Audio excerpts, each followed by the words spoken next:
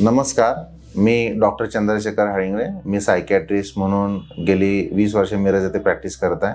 आज मी तुम्हाला एक केस स्टडीबद्दल सांगत आहे.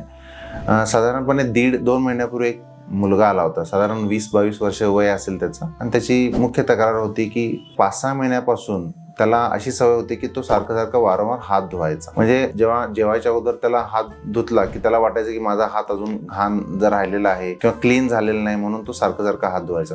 इव्हन बाथरूमला वॉशरूमला गेला तरी तो सारखं हात धुवायची त्याला सवय होती. त्यावेळी त्याच्या डोक्यामध्ये असे वारंवार विचार असायचे की माझा हात घाण झालेला आहे, पूर्ण स्वच्छ झालेला नाही.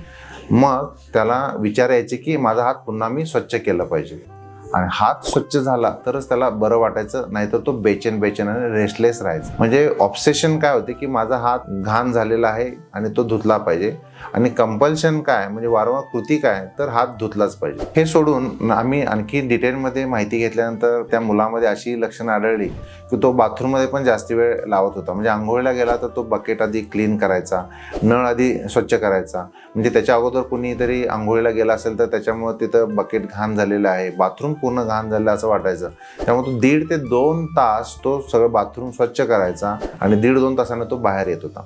आणखी माहिती घेतल्यानंतर असं लक्षात आलं की त्याच्यामध्ये आणखी लक्षणं अशी होती की तो पाणी पिताना तो 3-4 वेळा पाणी प्यायचा. एकदा पिल्यानंतर त्याला वाटायचं की त्या ग्लासमध्ये घाण होती, आणि ती घाण त्याच्या पोटात गेलेली आहे, घशात अडकलेली आहे. त्यामुळे तो खाकरायचा, पुन्हा उलटी करायचा, 3-4 वेळा पाणी प्यायचा, पाणी बदलायचा, चूळ भरायचा. अशा पद्धतीने त्याचं वागणं हे सतत कंटिन्यू चालू होतं. कधी तर जेवल्यानंतर त्याला वाटायचं की त्या चपातीमध्ये पण घाण अडकली होती आणि चपाती तो गिळलेला आहे. मग तो पेशंट 3-4 वेळा उलटी करायचा ती घाण काढण्यासाठी. म्हणजे अशा पद्धतीनं त्याच्या डोक्यामध्ये वारंवार विचार हे घाणीबद्दलचे पण होते. आणखी काय होतं की त्याची फॅमिली ही एका हॉटेलमध्ये काम करत होती. तिथे तो ज्यावेळी वडिलांना मदत करण्यास जात होता, तर तिथं असं आढळलं की ज्यावेळी तो एखाद्या कस्टमरनं पाणी मागितलं तर मगमध्ये पाणी भरल्यानंतर तो पाणी देत असताना त्याला विचारायचं की अजून मग स्वच्छ नाही आणि ती घाण आहे, आणि ती घाण त्या गिरायकाला आपण सर्व करतोय, म्हणून तो मगमधलं पाणी 3-4 वेळा बदलायचा, पुन्हा पाणी भरायचा. इव्हन त्यांना दिलेला ग्लास तो काढून घ्यायचा आणि त्या गिराईकाला पण सांगायचा की अहो तुम्ही पिलेलं पाणी घाण होतं. त्यामुळं तिथं पण गिराईकाने म्हणजे गिराईकाबद्दल पण हॉटेलबद्दल ट्रस्ट बिघडत होता, वाद होत होते, वडिलांशी वाद होत होता. तर अशा पद्धतीनं त्याच्या वागण्यामधले ही बरीच लक्षणं ही ऑब्सेसिव्ह कंपल्सिव्ह म्हणजे वारंवार विचार आणि कंपल्सिव्ह ॲक्टबद्दल होते. टॉयलेटला किंवा वॉशरूमला गेल्यानंतर पण तो हात धुतल्यानंतर पण त्याचं समाधान व्हायचं नाही, तर तो इनरवेअर म्हणजे आतले कपडे पण पुन्हा बदलायचा. म्हणजे प्रत्येक वेळी 3-4 वेळा तो दिवसातून ते कपडे बदलायचा. चहाच्या बाबतीत पण चहा दिल्यानंतर कस्टमरला चहा दिल्यानंतर चहा पिऊन झालेला असतो आणि ह्याला राहवत नाही, त्यावेळी तो कस्टमरला सांगायचा की तुम्हाला ज्या कपमधनं किंवा ग्लासमधनं चहा दिला आहे तो खराब होता आणि तुम्ही खराब चहा पिलेला आहे. त्यामुळे पुन्हा एकदा त्यांना नवीन ऑर्डर द्यायचा, पण तोपर्यंत कस्टमर ओनरशी दंगा करायचे. आणि याच्यातून नंतर लक्षात आलं, ज्यावेळी ही हिस्ट्री घेतली, नातेवाईक आम्हाला भेटले, त्यावेळी त्याच्या वडिलांना फॅमिली मेंबरना कळलं की त्याला ऑब्सेसिव्ह कंपल्सिव्ह डिसऑर्डर म्हणजे मंत्र चाळेपणाचा आजार, ऑब्सेशन म्हणजे वारंवार विचार येणे आणि कंपल्शन म्हणजे वारंवार कृती करणे, हा एक मनाचा आजार आहे.